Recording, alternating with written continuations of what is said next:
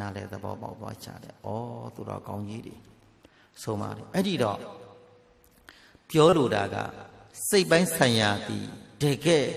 နှလုံးသားသည်တိမ်မွေးတယ်နော်။အရိယာသူတော်ကောင်းတို့ရဲ့နှလုံးသားသည်ဘာဖြစ်တယ်။အလွန်တိမ်မွေးလာပါ။သိရန်လဲခက်ခဲတယ်။တာရှည်ပေါင်းပန်များမှသိလာတဲ့သူတော်ကောင်းတို့ရဲ့လူအကြောင်းပေါင်းမှသည်တဲ့ရွှေအကြောင်းဖျောင်းသည်ဆိုတဲ့ရှစ်စကလုံးလေးလို့လူတူတယောက်ရဲ့အကြောင်းကိုသာပေါင်းပန်များလာတော့ဒီပုဂ္ဂိုလ်တဏ္ဍာမှာအရေးရှင်းနေဘယ်လောက်ရှိတယ်ဓမ္မစွမ်းရည်အရေးရှင်းနေဘယ်လောက်ထိနဲ့ချိုင်းသွားသူအတိဒီဘယ်လောက်ပြည့်စုံထားတယ်လဲစရဏဓာတ်တွေသူဘယ်လောက်ကျင့်ထားတယ်လဲဝိဇ္ဇာစရဏဓာတ်တွေသိပြီးကျင့်ထားတာဘယ်လောက်ကိုကျင့်ထားတယ်ဘယ်လောက်ကျင့်ပြီးဘယ်လောက်စွမ်းအားလေးတွေသူဘယ်လောက်ရှိထားတယ်လဲအဲ့ဒါတွေကြာကြာပေါင်းမှသိလာရတယ်နော်စာရေးလို့သိတဲ့အသိမဟုတ်ဘူး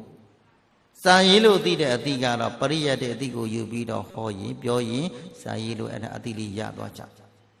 ဒါတခါတည်းကြက်လို့ရှိရင်စာအုပ်မှာရေးလို့ရှိရင်အနာဂတ်ယဟန္တာဖြစ်တဲ့အချိန်ထိရေးလို့ရတယ်ပရိယတ်တွေအခြေခံပြီးတော့ရေးလို့ရတာပေါ့ဒါဒေသနဲ့ကမ္မနီအပြင်ရေးလို့ရှိရင်အကုန်ပြည့်စုံတယ်ပဋိကမ္မနီပောတိကမ္မနီတကယ်စရဏပိုင်းဆိုင်ရာကျင့်တဲ့အခါမှာစရဏနဲ့ဝိဇ္ဇာတွဲပြီးတော့ကျင့်သုံးတဲ့ကာလမှာအလွန်သိမ်မွေးလာတရားကသိမ်မွေးတယ်သိမ်မွေးနဲ့ဆိုင်သောအတိတ္တကလေးကိုသိဖို့ဆိုတာဟာတရားဓာတ်ကအများကြီးလိုအပ်တယ်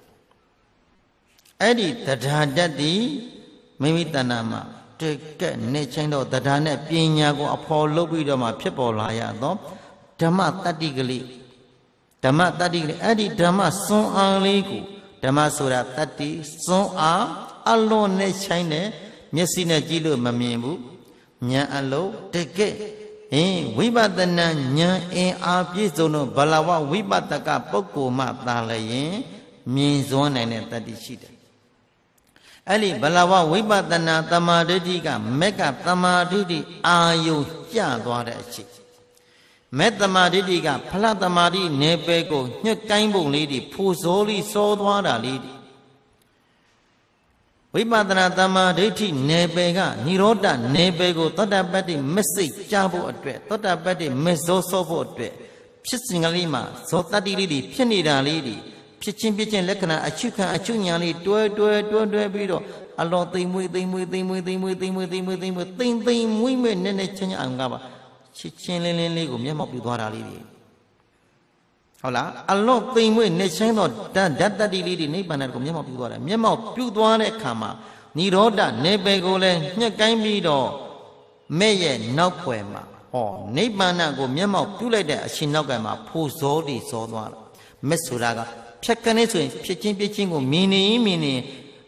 မစိအာယုခန္ဓာကဖြစ်ချင်းပြချင်းသဘောလေးကအာယု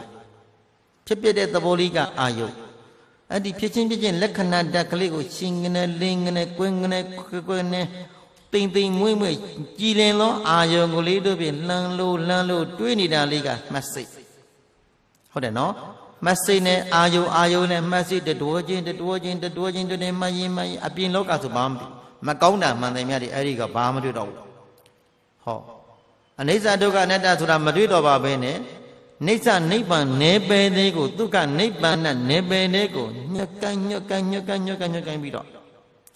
ညီးသောစွမ်းလေးကဖြတ်ဆွေမှုတ်ပြီးသွားတာလေညက်ချိုင်းပါမှတ်နေရင်းနဲ့ပင်လေးမှတ်စေရောအာယုံရောဒိန်ကနေရပ်ပြီးတော့အသင်္ကတဓာတ်နေပယ်ကိုသင်္ကတလောကမှာအသင်္ကတနေပယ်ကိုညက်ကပ်ပြီးမျက်မှောက်ပြီးတော့မျက်မှောက်ပြုတ်ပြီးတာနဲ့ကိုဖိုးဇောလေးစောသွားတာဩဒီလိုကိုကြည်လင်းကြီးကိုပြတ်သားကြီးကိုမြင်နေရတာပြဲတဲ့အိပ်ပျော်ပါသွားတယ်လို့မဟုတ်ဘူးမညာဘုံညာကိုကျေးဇူးပြုသွားတဲ့အိပ်ပျော်ပါသွားတယ်လို့မဟုတ်ဘူးနိဗ္ဗာန်ရသွားတဲ့နိဗ္ဗာန်မျက်မှောက်ပြုသွားတဲ့အိပ်ပျော်သွားတယ်လို့ငြိမ်အေးပြီးတော့မျောသွားတာမဟုတ်ဘူးဒီကောမြင်နေနဲ့ဖြစ်ချင်းကိုမြင်နေရင်းနဲ့ပင်နဲ့ဖြတ်ဆွေတကယ်မိသည့်အရာနဲ့မှနှိုက်ဆလို့မရတော့ငြိမ်အေးသောဓမ္မနယ်ပယ်ကိုအနေအေးလို့အမြင်ငြိမ်အေးသောနိဗ္ဗာန်ကိုမျက်မှောက်ပြုသွားမျက်မှောက်ပြုနေပြီတိုင်းသိနေတယ်ဩပြုသွားပြီကိုဒီလိုကို မြင်နေတဲ့ဘယ်ချိန်မဆိုအာယုံယူတိုင်းမှာညှက်လို့ရအဲ့ဒီချိန်မှာမဲ့ဇောရဲ့နောက်ကမှာမဲ့ဇောအော်ဒီလိုကိုဆိုတဲ့မဲ့ညာလဲပေါ်ရောဖိုဇောလေးကပတ်ကနေအဲ့ဒီနေရာပြန်တွေ့ခဏလေးမျက်မှောက်ပြုတ်ခဲ့တဲ့နေရာကိုပြန်ညှွတ်တယ်ပြန်ညှွတ်လိုက်တယ်ပြန်ညှွတ်တယ်တွေးနေပြီးပြီစိုက်နေပြီးပြီပြန်ပြီးတော့ဖြစ်ချင်းကိုပြန်ဖြစ်တစ်ချက်ပြန်တွေ့တယ်ပြန်ညှွတ်တယ်အဲ့လိုတစ်ချိန်နှစ်ချိန်ဇောကမဲ့ဇောကတော့တစ်ချိန်ဇောတာပေါ့ဖိုဇောကတော့နှစ်ချိန်အများဆုံး၃ချိန်ညာထက်တဲ့ပုဂ္ဂိုလ်၃ချိန်ဟုတ်နှစ်ချိန်လောက်နဲ့ပြီးသွားတချို့တစ်ချိန်လောက်ပြီးသွားတယ်နော်အဲ့ဒီတော့